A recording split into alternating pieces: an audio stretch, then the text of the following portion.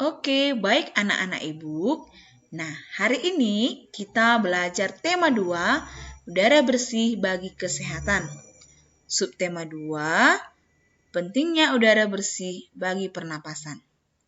Mata pelajaran IPA kelas 5. Adapun tujuan pembelajaran kita pada hari ini, yang pertama, siswa dapat mengetahui gangguan pernapasan manusia. Yang kedua, siswa dapat menjelaskan bagaimana cara memelihara kesehatan organ pernapasan manusia. Nah, sebelum kita lanjut pelajaran kita, masih ingatkah anak-anak ibu dua mekanisme pernapasan manusia? Yang pertama, inspirasi. Inspirasi adalah pengambilan oksigen dari lingkungan. Yang kedua, ekspirasi. Ekspirasi adalah pelepasan karbon dioksida ke lingkungan. Nah, jangan dilupakan ya, nak. Judul pembelajaran kita pada hari ini, faktor-faktor penyebab gangguan pernapasan. Ada 3. Yang pertama, faktor fisik. Faktor fisik yaitu kelainan organ pernapasan yang terjadi sejak lahir, sehingga memerlukan bantuan alat pernapasan. Misalnya, bayi terlahir dini atau prematur. Yang kedua, faktor penyakit, yaitu banyaknya penyakit yang menyebabkan gangguan pernapasan, misalnya influenza, asma, dan lain-lain. Yang ketiga, faktor lingkungan. Kita bernapas untuk menghirup oksigen. Nah, lingkungan yang kotor, seperti asap pabrik dan asap kendaraan mencemari udara. Udara yang tercemar menyebabkan ketersediaan oksigen menipis, sehingga kita merasa sesak saat bernapas. Penyakit yang menyerang sistem pernapasan. Flu disebabkan oleh virus. Flu ditularkan melalui udara. Berikutnya, tuberkulosis atau TBC disebabkan oleh bakteri Mycobacterium tuberculosis yang menyerang organ paru-paru. Ditularkan melalui udara. Berikutnya, bronkitis merupakan penyakit radang pada bronkus. Berikutnya, amandel merupakan pembengkakan yang terjadi pada tekak sehingga dapat mempersempit saluran pernapasan. Selanjutnya, asma. Asma merupakan gangguan pernapasan karena menyempitnya saluran pernapasan akibat alergi. Nanti kita bahas lagi ya, nak, kalau asma.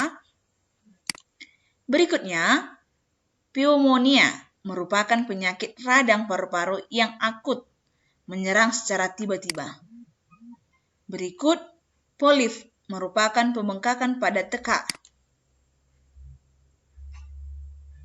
Yang terakhir, kanker paru-paru merupakan penyakit penyebab utama kematian. Penyakit ini salah satunya disebabkan oleh asap rokok. Oke anak-anak ibu, tadi sudah ibu berjanji untuk menjelaskan penyakit asma. Asma merupakan penyakit penyumbatan saluran pernapasan yang disebabkan oleh alergi.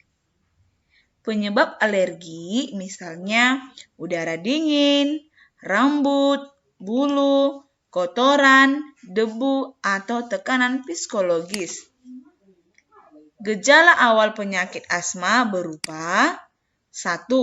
Batuk terutama pada malam hari atau dini hari. Kedua, sesak napas. Ketiga, napas berbunyi yang terdengar jika pasien menghembuskan nafasnya. Keempat, rasa berat di dada. Dan yang terakhir, dahak sulit keluar. Dalam perkembangannya, pasien berpenyakit asma dapat mengalami gejala berat. Gejala berat adalah keadaan gawat darurat yang mengancam jiwa. Gejala berat asma meliputi yang pertama, serangan batuk hebat. Yang kedua, sesak napas yang berat. Yang ketiga, napas tersenggal-senggal. Yang keempat, cyanosis atau kulit kebiruan yang dimulai dari sekitar mulut. Kelima, sulit tidur atau posisi tidur yang nyaman dalam keadaan duduk. Keenam, kesadaran menurun. Cara merawat alat pernapasan. Yang pertama, menutup hidung saat udara yang kita hirup kotor. Jika perlu, menggunakan masker hidung. Yang kedua, menjaga kebersihan hidung, jangan memotong rambut-rambut pada hidung. Yang ketiga, rajin berolahraga secara teratur agar kondisi badan tetap sehat. Berikutnya, tidak merokok karena rokok mengandung nikotin yang merusak paru-paru dan jantung. Baik anak-anak ibu, kesimpulan pelajaran kita pada hari ini, yang pertama, ada 3 faktor gangguan pernapasan. Yang pertama, faktor fisik, faktor penyakit, dan faktor lingkungan. Yang kedua, ada 4 cara merawat alat pernapasan. Yang pertama, menutup hidung saat menghindari udara kotor, menjaga kebersihan hidung, rajin olahraga, tidak merokok. Oke anak-anak ibu, inilah pelajaran kita pada hari ini. Jangan dilupakan ya nak, tetap semangat belajarnya.